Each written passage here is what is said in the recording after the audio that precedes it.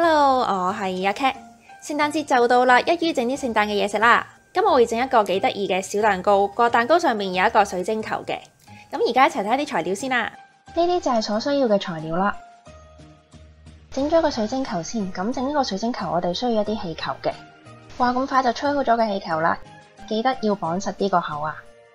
大細嗰度都要度翻個蛋糕有幾大。之後就要開個魚膠粉啦，將魚膠粉同埋凍水溝埋。攪勻咗之後就可以將佢擺入微波爐叮40秒啦。啲魚膠粉叮完之後會有啲泡泡嘅，咁可以用隻巾筆走啲泡沫啦，同埋可以用紙巾喺表面輕輕咁抹走啲泡沫嘅。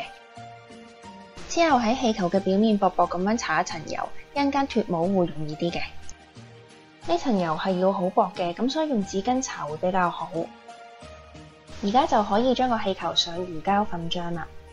如果你整咗幾個氣球之後，覺得個魚膠粉漿有啲結嘅話呢，就要擺翻落微波爐度翻熱啦。我整咗大概3至4個氣球就要翻熱一次啦。然後就要晾乾啲上好魚膠粉漿嘅氣球啦，室溫將佢晾乾啦，晾過夜會比較穩陣嘅。晾乾咗之後就可以脫模啦。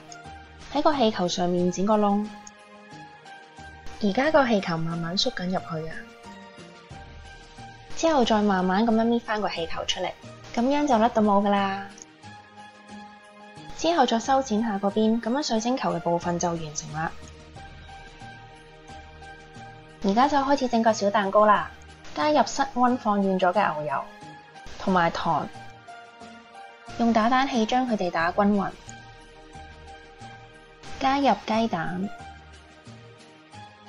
將個雞蛋同埋頭先啲粉漿打發均勻。加入中筋麵粉、泡打粉同埋鹽，呢堆材料要過篩嘅。再用打蛋器將佢哋打均勻，側邊打唔到嘅位置都要撈翻埋佢哋嘅。再加入牛奶同埋混呢奶油，將佢哋撈埋，咁樣個粉漿就完成噶啦。之後準備一個托盤擺啲蛋糕紙上去，之後就可以將啲粉漿擺落個蛋糕杯入邊啦。裝到大約7分8分滿就差唔多噶啦。呢個份量應該啱啱好整到6個小蛋糕嘅。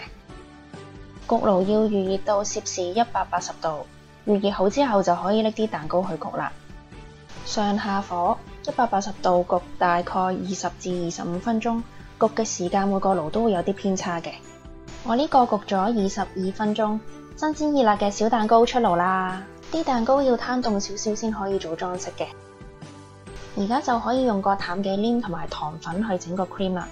個糖粉都要過一個篩嘅，佢有時會一嚿嚿噶。打蛋器又要出動啦。個淡嘅黏最好就係啱啱喺雪櫃度拎出嚟，凍啲嘅忌廉呢係容易啲打得起嘅。大概打到咁嘅樣就 OK 噶啦。然後就可以將個忌廉擺落個擠袋度，搞掂之後就可以擺翻落雪櫃備用啦。終於到裝飾嘅部分啦，我哋要煮溶啲朱古力先嘅。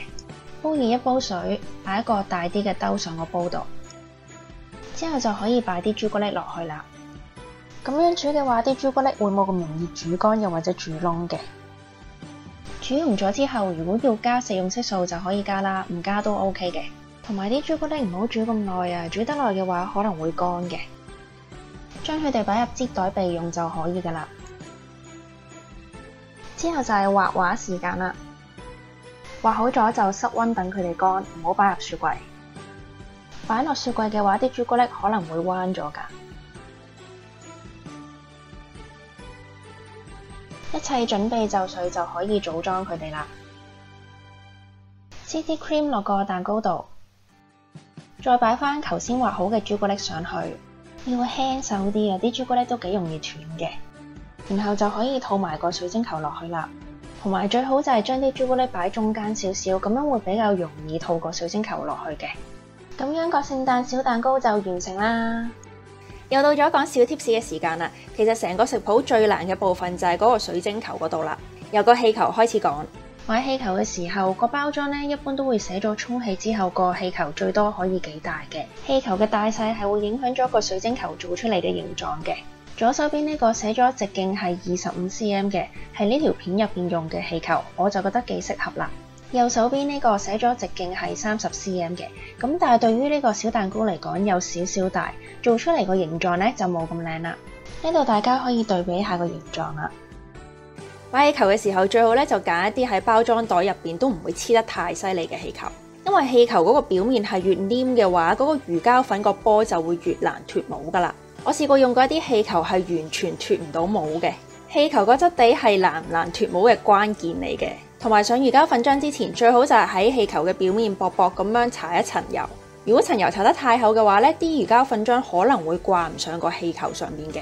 之後就係打忌廉嘅部分啦，要用全支忌廉去打嘅。我試過用嗰啲半支嘅忌廉去打到出水咧都打唔起㗎。咁喺度祝大家聖誕快樂！如果大家中意我條片嘅話咧，就記得俾個 like 我同埋 subscribe channel 啦。拜拜。